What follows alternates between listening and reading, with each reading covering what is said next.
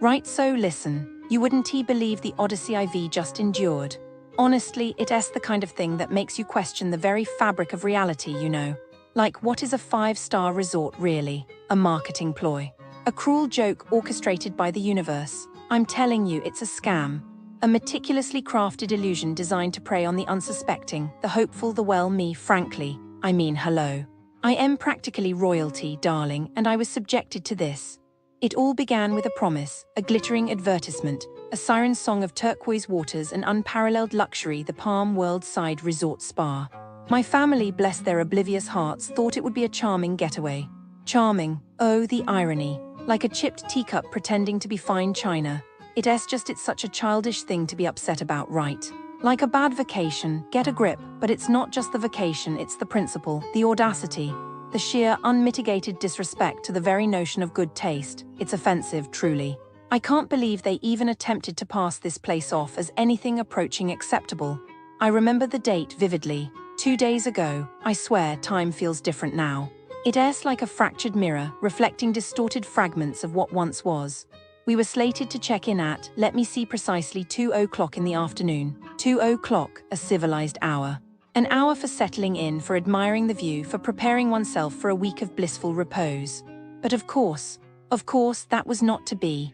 We arrived expecting a grand welcome, perhaps a cool drink, a soothing melody, and instead, an echo, a hollow, unsettling quiet. The lobby, oh the lobby, it wasn't lit, like a forgotten cavern draped in shadows.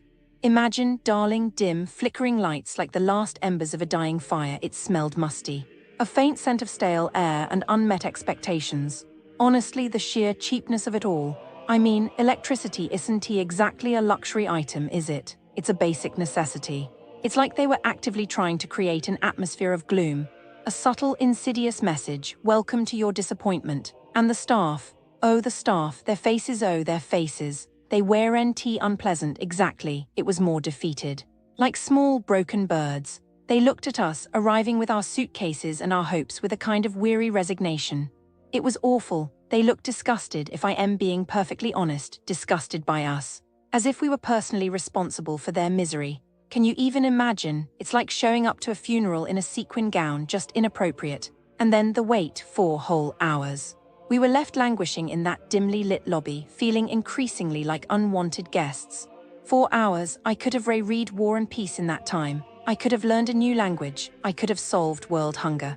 Instead, I was forced to contemplate the existential dread of floral wallpaper and chipped paint. And the worst part, no apology, no explanation. Just a shrug, a vacant stare, and the occasional muttered something in a language I didn't understand. Honestly, it's just basic decency.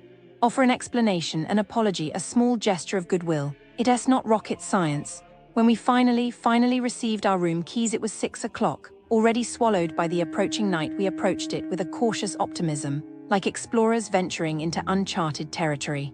But that optimism, it didn't last long.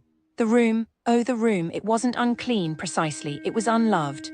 Dusty surfaces, a lingering scent of disinfectant masking something older, something unsettling. The carpets felt slightly damp, as if they absorbed the tears of countless disappointed guests. And the dust, oh the dust, a thick grey film coating everything. It was like stepping back in time into a forgotten attic. It's simply not hygienic, you know, dust mites, allergies, the potential for untold microscopic horrors. My mother would have had a complete meltdown, but it wasn't just the superficial grime. It was the feeling of neglect, the sense that no.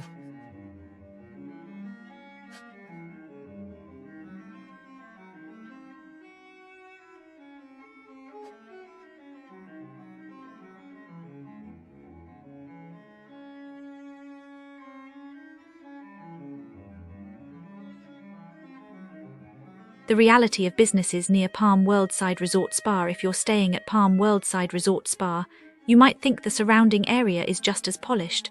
But let's be honest, it's not. The businesses nearby. They're a mixed bag of disappointment, overpriced mediocrity, and outright scams. Some places try so hard to be luxurious, they forget basic hospitality. Others, they don't even try. Let's start with shopping. Malls near Palm Side Resort Spa are like ghost towns with price tags. Take Oasis Mall, sterile, overpriced, and somehow still boring. A coffee here costs double what it should and tastes like dishwater. The shops, tiny, outdated, staffed by people who'd rather be anywhere else. Even the stray cats seem more welcoming. Then there's the so-called luxury resorts. Caresse, for example, charges 5-star prices for 1-star service. Rooms, broken AC, beds like metal bars, and housekeeping that ignores cockroaches for days. Breakfast, a health hazard, cheese sweating in the heat, meats left to spoil. The beach, crowded, smoky, with sunbeds held together by hope. And if you complain, good luck, staff either don't speak English or don't care. Restaurants, Serenade Restaurant Bar is all hype, no flavor. Overpriced, tiny portions and drinks so poorly mixed, sugar sits at the bottom like a sad surprise. Side House Cafe, a tourist trap where you'll wait 90 minutes for cold food, then get yelled at for existing. And if you don't speak the right language, they'll pretend every table is reserved. Nightlife, Aura is where fun goes to die. Bartenders lose your card, then blame you.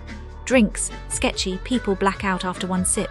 Security, aggressive, especially if you're not the right kind of guest. And parking, your car might leave with fewer windows than it arrived with.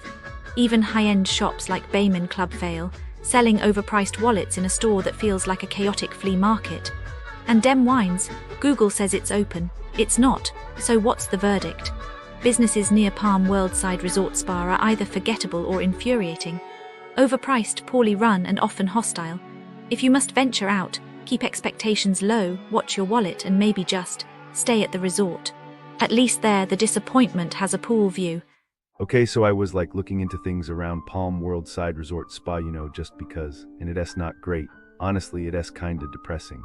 Businesses here, a lot of them, they seem to operate on, well, let us just say flexible rules. Like a lot of the shops, especially the ones trying to get permits, the little souvenir places near Palm World, apparently, you have to bribe people, city officials. Apparently one guy, M&H, had to give them over 1 million lira, plus fuel cards and a Land Rover. A Land Rover, can you believe that, just to open a shop? I bet he just wanted to sell some little magnets and keychains to people coming from Palm World, and he had to practically give away his life savings. I imagine he is still paying that off, probably resents everyone, and probably overcharges his customers now just to get back a little bit. The officials, they probably moved on to the next poor shop owner. It's just endless, Then there's this thing with QR codes, seriously. They race sticking fake QR code stickers over the real ones at markets and even some shops, leading to fake websites. You scan it, put in your card details, and bam, your money is gone. Imagine you on vacation from, America or England, enjoying Palm World, and then you lose all your spending money because of a sticker. You probably feel so helpless. Those scammers, they're probably still out there, targeting the next unsuspecting tourist just moving on to the next market. And the souvenir shops, oh, the souvenir shops. They show you one price, then at the till it's way higher. Oh, that's for locals, they say, or tax not included. And if you complain, they threaten to call the police. It's just ridiculous. A tourist probably spent their last euros on a stupid fridge magnet, then got yelled at and felt really stupid. I bet the shop owner just laughed, counting the extra money, and the tourist likely vowed to never return to Antalya. And don't even get me started on the fake designer stuff in Caresse, near where people go after Palm World for a night out. They race selling fake bags and shoes as the real thing. People think they getting a bargain, then they get home and realize it's all a lie. Imagine thinking you got a Gucci bag, only to find out it's from, somewhere else. They probably stuck with a useless, embarrassing fake and a lot of regret. The shop owners probably just keep selling to the next group of tourists. Oh, and credit card skimming. At the markets, they put hidden readers on the terminals. So you think you're buying some spices, and next thing you know, someone else buying